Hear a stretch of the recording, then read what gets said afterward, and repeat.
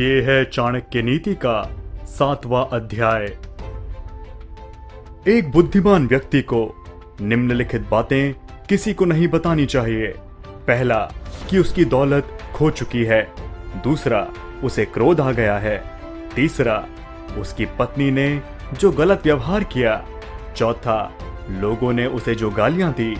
और पांचवा, वह किस प्रकार बेइज्जत हुआ।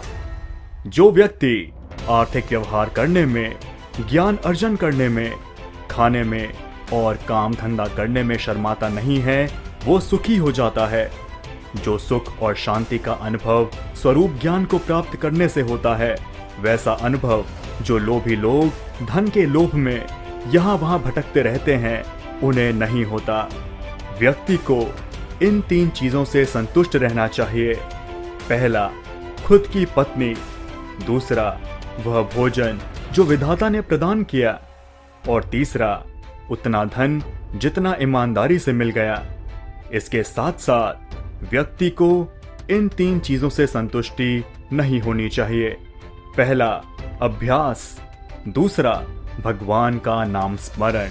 और तीसरा, परोपकार। इन दोनों के मध्य से कभी ना जाएं। पहला, 2 ब्राह्मण। दूसरा, ब्राह्मण और उसके यज्ञ में जलने वाली अग्नि। तीसरा, पति पत्नी। चौथा, स्वामी और उसका चाकर। और पांचवा, हल और बैल। अपना पैर कभी भी इनसे न छूने दें। पहला, अग्नि। दूसरा, आध्यात्मिक गुरु। तीसरा, ब्राह्मण। चौथा, गाय। पांचवा, एक कुमारिका। छठा, एक उम्र में बड़ा आदमी। और सातवां, एक बच्चा। हाथी से 1000 गज की दूरी रखें, घोड़े से 100 की, सींग वाले जानवर से 10 की, लेकिन दुष्ट जहां हो उस जगह से ही निकल जाएं। हाथी को अंकुश से नियंत्रित करें, घोड़े को थपथपा के, सींग वाले जानवर को डंडा दिखा के, लेकिन एक बदमाश को तलवार से। ब्राह्मण अच्छे भोजन से तृप्त होते हैं, मोर मेघ गर्जना से। साधु दूसरों की संपन्नता देखकर और दुष्ट दूसरों की विपदा देखकर। एक शक्तिशाली आदमी से उसकी बात मानकर समझौता करें, एक दुष्ट का प्रतिकार करें, और जिनकी शक्ति आपकी शक्ति के बराबर है उनसे समझौता विनम्रता से या कठोरता से करें।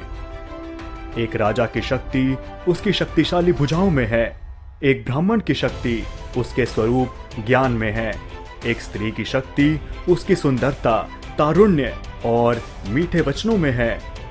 अपने व्यवहार में बहुत सीधे ना रहें।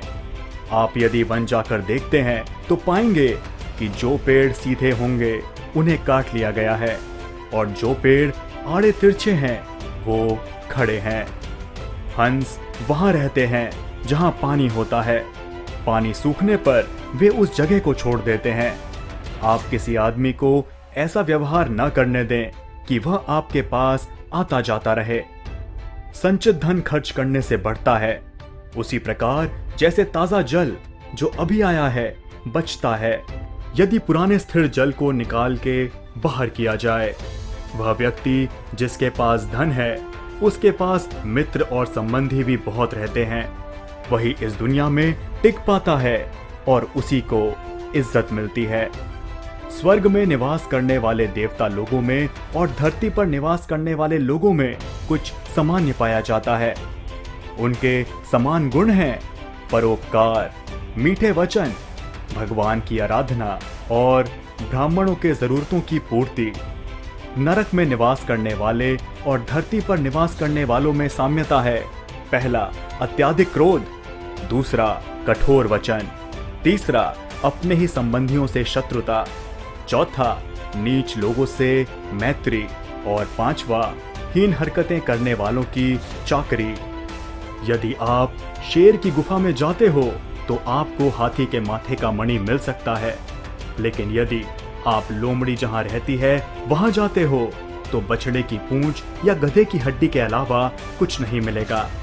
एक अनपढ़ आदमी की जिंदगी किसी कुत्ते की पूंछ की तरह बेकार है।